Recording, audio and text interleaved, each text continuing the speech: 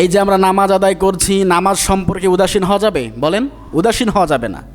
আমরা নামাজ আদায় করছি, নামাজে কি পাঠ করছি, কেমন সিজদা দিচ্ছি, কেমন রুকু করছি, কেমন তেলাওয়াত করছি, কেমন করে নামাজ আদায় করছি, এটা মানুষকে সন্তুষ্ট করার জন্য, মানুষকে দেখানোর জন্য, নাকি চাকরি বাঁচানোর জন্য, নাকি খ্যাতি মান সম্মান রক্ষা করার জন্য? এটা খবর একমাত্র জানে কে? আল্লাহ পাক সব জানে, ঠিক কি না বলেন? এই জন্য নামাজ, বন্দেগি, ইবাদত সবগুলো হবে কার জন্য? উল ইন্না সালাতি ওয়া নুসুকি ওয়া মাহইয়ায়া ওয়া মামাতি লিল্লাহি রাব্বিল আলামিন। আল্লাহু আকবার।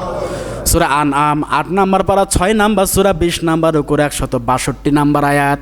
আল্লাহ পাক রাসূলকে শিখিয়ে দিচ্ছেন, কুল, হে নবী আপনি উম্মতদেরকে বলে দেন, ইন্না সালাতি, নিশ্চয় আমাদের নামাজ, আমাদের কোরবানি, আমাদের ইবাদত, আমাদের জীবন, আমাদের মরণ, যাহা কিছু আছে সবগুলো লিল্লাহি রাব্বিল আলামিন, সবগুলো হবে কার জন্য?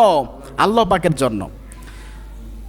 আর আমাদের ইবাদতের মধ্যে যদি এরকমটা থাকে, লোক দেখানো ইবাদত, তাহলে কিয়ামতের ময়দানে আমরা তো ধরা খেয়ে বসে আছি। ওই দিকে দেখলাম সূরা মুদ্দাসসিরের মধ্যে আছে, নামাজ না পড়লে আমাদেরকে সাকর নামক জাহান্নামে যাওয়া লাগবে। আর এইদিকে সূরা মাউনের দিকে দেখলাম যে নামাজ পড়েও জাহান্নামে যাওয়া লাগবে, নামাজ আদায় করার পরেও জাহান্নামে যাওয়া লাগবে। কারণ কি? কারণ আমরা নামাজ সম্পর্কে উদাসীন। নামাজ সম্পর্কে উদাসীন হওয়া যাবে? নামাজের ইমাম ঠিক দেখবেন, আপনি যদি লোক মা না দেন হবে না, দিতে হবে। সম্মানিত হাজরিন, আমি কয়েকদিন ধরে খুব কষ্টে আছি, খুব কষ্টে আছি। যেখানে নামাজ পড়ি একদম খুব স্পিডে নামাজ পড়ে।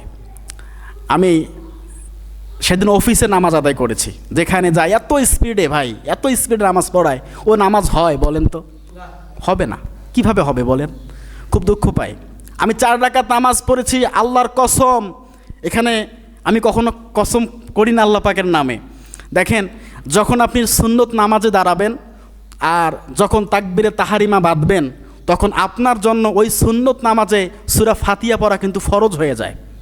নামাজ সুন্নত, কিন্তু সূরা ফাতিহা পড়া হয়ে গেল কি? ওয়াজিব, ফরজ।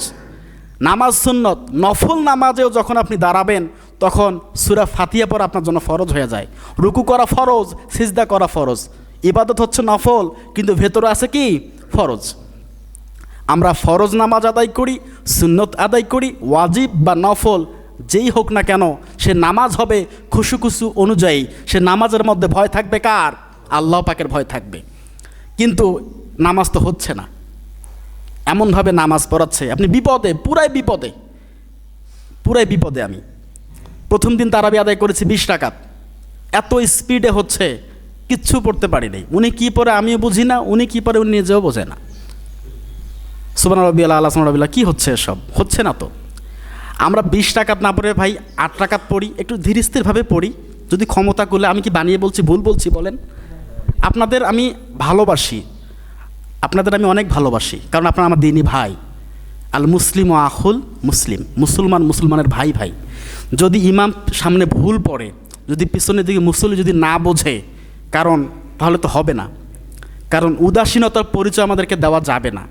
যে আমি মুসল্লি, আমি নামাজ আদায় করছি, ইমাম তো ভুল পড়ছে, ও তো কেরাত শুদ্ধ করে যাচ্ছে না, ও তো রুকু সিজদা তাসবিহ তাহলে সঠিকভাবে আদায় করছে না, তাহলে ফাওয়াইলুল লিল মুসাল্লিন আল্লাযিনা হুম আন সলাতিহিম সাহুন। আমি উদাসীনতার পরিচয় দিচ্ছি, আমার নামাজের নিজেরও ঠিক নাই, আমার ইমামও ঠিক নাই, আমার নামাজের মধ্যে খুশু নাই, তাহলে এই সালাতের কোনো মূল্য থাকবে বলেন? মূল্য থাকবে না।